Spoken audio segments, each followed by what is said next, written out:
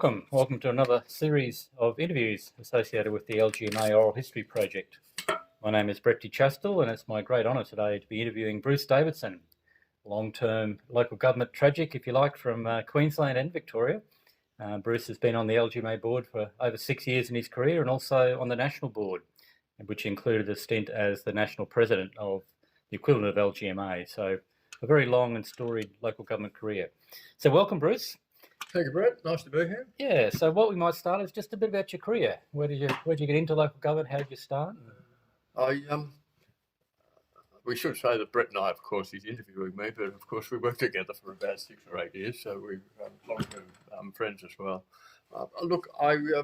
I started initially. I had no idea at the end of Year 12 what I might like to do in my career. I had visions I might be a phys ed teacher. So whilst I was waiting for placements at Melbourne Uni to do phys ed, I took a job at the local council, and as it would turn out, they convinced me that a career in local government was a much better idea than being a phys ed teacher. And which council was that? It was at my hometown of Warragul, Shire of Warragul in Victoria. Yep.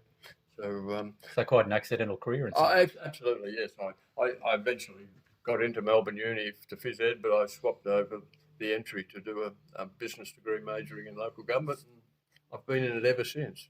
So how many different councils did you work for as you sort of worked your way into a CEO role? Did you move around much? Well, I worked initially with Warragul. I moved to Footscray in the Western District of Melbourne for a year. I was predominantly, supposedly playing football with Footscray, but not very successfully. So I then went back to Warragul at the end of that time.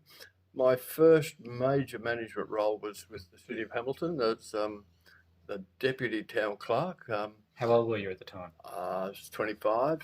Wow, yep. And so I had four years there. At 28, I landed the job as in those terms, the Shire Secretary at the Shire of Warragul. And I went back there, and I spent 10 years. They went from a dual management system to a unitary system, and so after a few years I became the CEO and not the Shire Secretary, but I spent 10 years there before I managed to be appointed as the CEO to Noosa, and I spent 20 years as the CEO at Noosa until, as you know, Brett, they amalgamated Noosa with the Sunshine Coast Councils of Maroochy and Caloundra, and at that time I decided to sever my full-time career in local government. So 2008 was I'll call it your first retirement. Yes. You've probably had a couple of swings around the roundabout since then. So which councils have you done either volunteer or relief work as CEO around Queensland? Well, I spent 4 years working for the Commonwealth Local Government Forum in the Pacific to start with, which was working based out of Suva, initially as a volunteer through DFAT, but then as a paid consultant. So I worked for 4 years in Fiji and Honiara. Focusing on developing local government in those areas? Absolutely, yeah.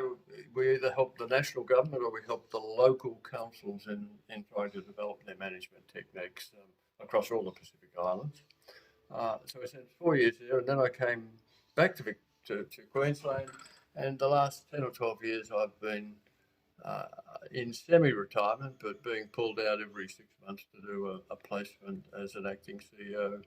I've done a couple in Victoria. I've been back to Warragul, which is now the Shire of Bawbor, for a stint, and back to Hamilton, which where it all started. Which is now the Shire of Southern Grampians. But in addition to that, Cunnamulla, Cloncurry, Winton, Charters Towers, Cook, Cloncurry, Whitsundays, and of course I did a stint back at Noosa on deamalgamation. Yeah, so yes, I've done a few. Quite a tour. So. Yeah, well, in fact, I've done 2 stints at Winton and 2 stints at Cloncurry. Wow. Yeah. So we'll probably unpack a little bit a moment about the difference between those different councils. But I guess when you were younger, did you have any great role models for you in your local government career that you looked up to, and what should someone look for in a role model? Yeah.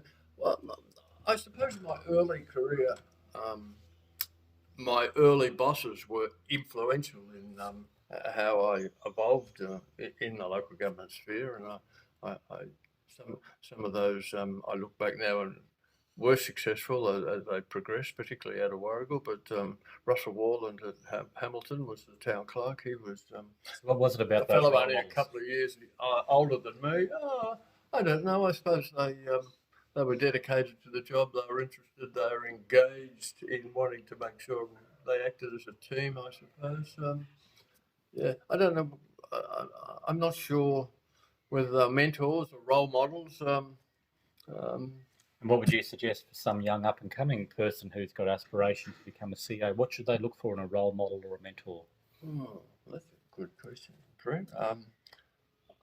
I suppose they need to look for someone who's got a broad range of experience, who's willing to communicate with them, people who share their knowledge, people who act with integrity and honesty. Obviously, don't want a role model that's going the wrong way.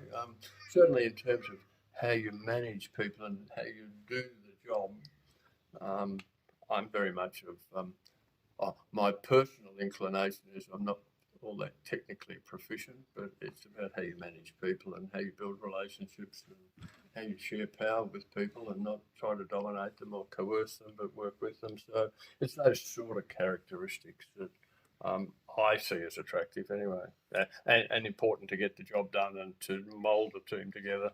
You might not realise this, Bruce, but one of the great things you taught me was that local government is essentially about relationships. Yeah, really. It's about the relationship between the council and its community, and it's the relationship between the mayor and the CEO, and the relationship between the councillors and the CEO and the senior staff, and so on. So, and if you get those relationships right, you get everything. That's one of the things I learned from you. Oh, good, Fred. Yes, it's all about out to the community, up to the councillors, down to your staff. Yeah. So you would have seen. So when were you? What year did you first join local government?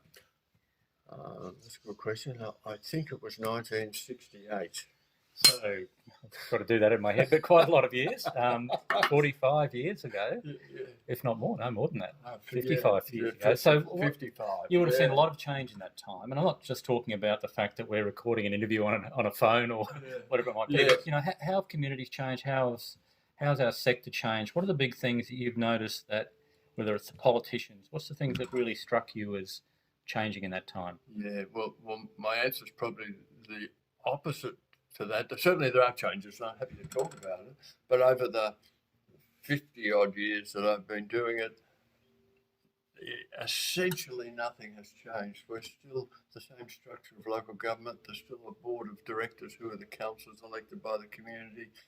The CEO gets elected, the employs the staff, they deliver services to their community at different levels. I mean, that still is the same basic structure that's existed all that time. So it's a question of how we do it and the level of services we provide, etc., that has changed, but we're still doing the same thing 50 years later than what we're doing. The purpose remains the same, doesn't it? Absolutely. Yeah, and the functions and the acceptance of a council, all that's still the same. So over that time, you'd have had some ups and downs, I guess, some good times and perhaps some more difficult times. What are the things that look back and you go, that was a career highlight? The highlight, isn't it? Well, I suppose there was some highlight. I suppose even getting the job in my hometown was a highlight for me in itself as a personal highlight. Local boy made good. Yes, something like that. I mean, it was a good time back in Warragul. I went back there at the age of 28. I was still playing footy for the local football team, and being the CEO of the council, it was an interesting time. Ultimately, I trained and played on the same day because time commitments never got there. But so highlights? Highlights. I suppose highlights in my time probably are more focused at Noosa. I've probably got an unusual highlight, but I think the highlights and lowlights stem from our amalgamation with the Sunshine Coast. But as a highlight, at the time of amalgamation, the support that we got from our community was really quite outstanding. And it reflected that the community really were on the same alignment as the council, and they had enormous support for the council. So when you had 10,000 people marching down George Street to say, don't take our council away, it reflected that the community and the council were really well aligned. And I think that's probably a real highlight. I think the other things that I'm proud of in terms of Noosa, like we were the first UN biosphere in Queensland, but I think the way the council recognised the importance of the environment and were prepared to fight for it. I mean, we had some enormous court challenges. I mean, smart developers trying to blow us out of the water financially, but the council held their nerve. They fought them. They stuck to their principles. And as a result, we've got the place we've got today. So I think that sense really was the highlight. Low light was probably when they decided to amalgamate us. Nothing against Maroochy and Caloundra, but I mean, Noosa was rated in the top 10% financially in the state and had a proven record. There was just no need for it to be, for the council to be amalgamated, and ultimately that was proven when a few years later they were de-amalgamated. How did that make you feel as CEO at the time? The amalgamation. The amalgamation was, well, it was pretty disappointing. It caused me to resign. I mean, because of the strong values that had been handed down to me or ingrained in me through people like Playford and Abbott and Dougie Bettens, the councillors and others, that I just felt I couldn't transition to a larger conglomeration that probably didn't hold the same values. So yeah, it was rather disappointing. I had to figure out a new career for myself. And Bruce, I obviously worked with you, but you were regarded within the sector as, you know, one of the better CEOs around. And I think you, for very good reasons. What worked for you as a CEO? What do you think made you successful? Yeah, thank you for that, Brett. That's very kind of you. Look, success. Why were we successful? Look, I think it comes down to the fact that I had, first of all, had a very smart lot of councillors and a very smart lot of staff that we all worked together. But from a CEO's perspective, I think it's about how you share power, how you choose not to be the dominant character, but you try to engage with others, how you develop relations with people, how you mould and motivate them. You know, management's all about getting things done through others. So the smart leader, the smart CEO might have vision, etc., but he's also got to figure out how he brings everyone along with him. So it's about relationships and managing with people and motivating people to do the best. And the most difficult part of being a CEO in your mind? Isn't it interesting? I never found being a CEO particularly stressful. Predominantly because there's always a solution. We always find the solution to the issues. You might have deadlines and you might stress to get something done by a certain date, but everything's got a reasonable solution. So from that point of view, I was never particularly stressed. What didn't I like doing? I really... I can answer that for you. Budgets was the answer. Well, it's closely related to budgets. I hate having to differentiate as to who got what salary. I mean, working out salary levels and deciding who should be paid more than someone else was always a conflict for me. I mean, it's a system that we work in, and everyone played their role, and yet some people got more than others. And so I always found that a difficult task. I mean, we did it, but I mean, I never enjoyed saying that this person's going to get 20 grand more than this person. So that was difficult. I think the other issue, which was a strength in the end, was Brett will laugh at this, but it was my inclination for delegation. My first years at Noosa, I worked pretty long hours and be back in the office on weekends, and we've all done that. But eventually I looked at the organisational structure and the function analysis of what we do, and I decided I was not the first port of call for any one service that the council offered. Another director had that first port of call. So from that point in time, I always deferred to the director first and foremost, and so it was good for my development, but it was also terrific for the organisation, because once that level of delegation sipped, a level of trust went into the organisation, it works so much better as a team. So that was one of my highlights, I think, in realising I didn't have to do everything. I just had to make sure it was organised so it occurred. Probably some good advice there for young CEOs. Yeah. What about, as well as being a CEO, you gave up your time to be on the state LGMA board and were involved with the national board. What made you do that? Why do you think that's important to get involved with the professional organisations? It was a bit selfish, I think, Brett, at one stage. I think that I decided after I'd been in Noosa about 10 years that in career progression, I should take the next step up to a bigger council. So every time I looked at a bigger council when the jobs came up, I thought, oh, I'd rather live in Noosa than somewhere else. So I decided then and there, well, I'm going to stay in Noosa. And so I then looked to see, well, in professional development, what else should I do that might improve my knowledge and make me a better leader? And so I decided I would become a member of LGMA. And how did you find that rewarding? Oh, absolutely. I think. What way?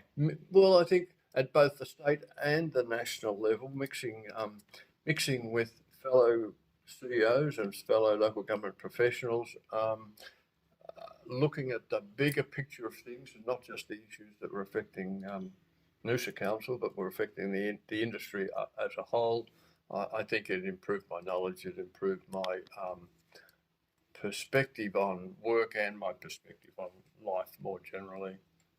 And as the national president, it was certainly a challenge. I got to present at conferences, not just in Australia, but in England and the UK and South Africa and Canada. So it was a wonderful experience, but it was also a learning, challenging time. You've had a wonderful career. What do you think the best what's the right word? The best thing about having a local government career. What would you say to someone who's thinking about going to local government? Why should they do it or not? Yeah, well, why would you do it?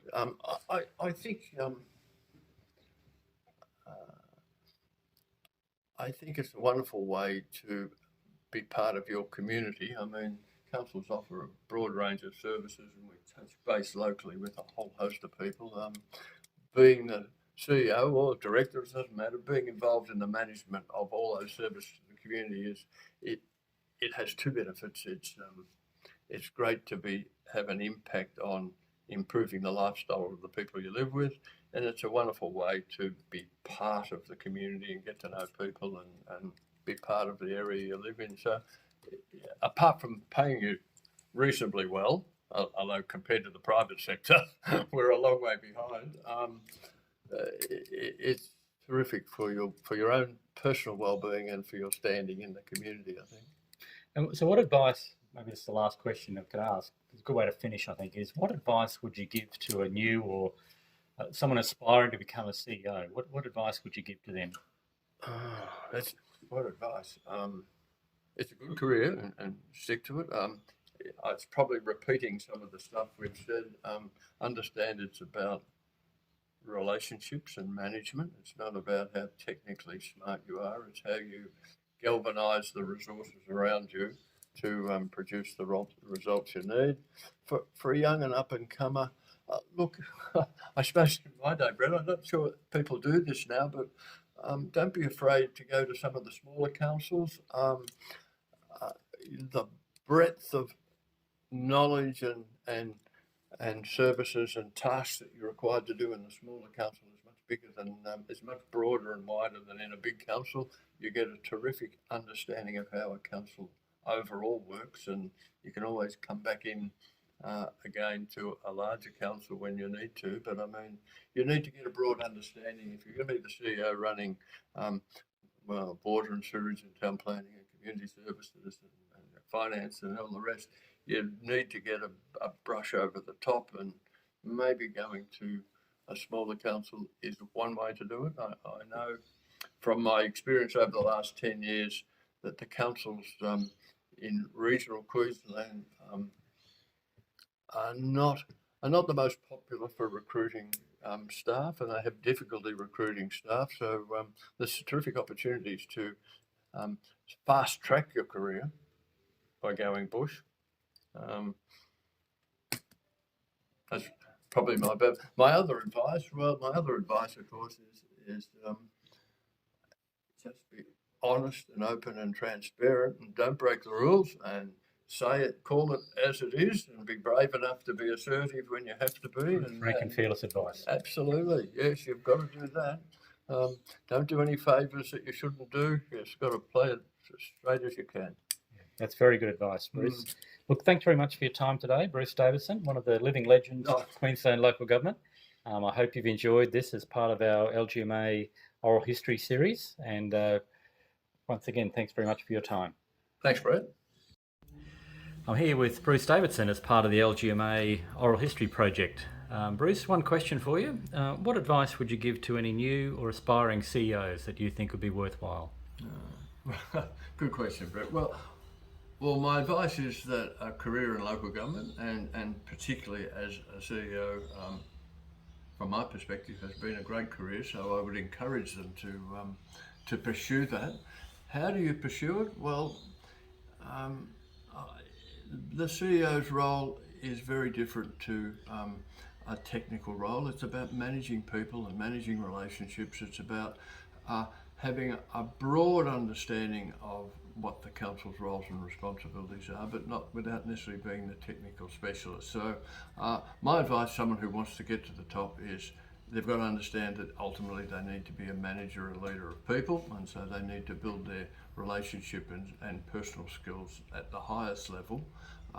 To get a broad understanding, well, continuous learning is absolutely to the forefront, but to achieve that, the course I took, and it's not necessarily suitable for everyone, is that I chose to go to smaller councils in my early days where the breadth of roles and responsibilities is spread so much more thinly across the organisation, and so you get to touch base with a whole range of functions and have a greater understanding of what the council does in all of its departments. That way you have a better understanding when you come back as the CEO. Whilst you're not the technical experts in town planning or engineering, you do understand how water and sewerage works and how town planning works and how the strategic plan's put together. So gain some knowledge, but more importantly, strive to build relationships, and from a personal perspective, for personal behaviours, I can't stress too much the importance of being absolutely frank and honest, not blunt, but being totally transparent and honest. No shortcuts. Don't provide any favours which wouldn't stand the test of being put on the front page of the newspaper. You've just got to be honest and transparent in everything you do. Thanks very much, Bruce. That's great advice. Yeah, thank you, Bruce.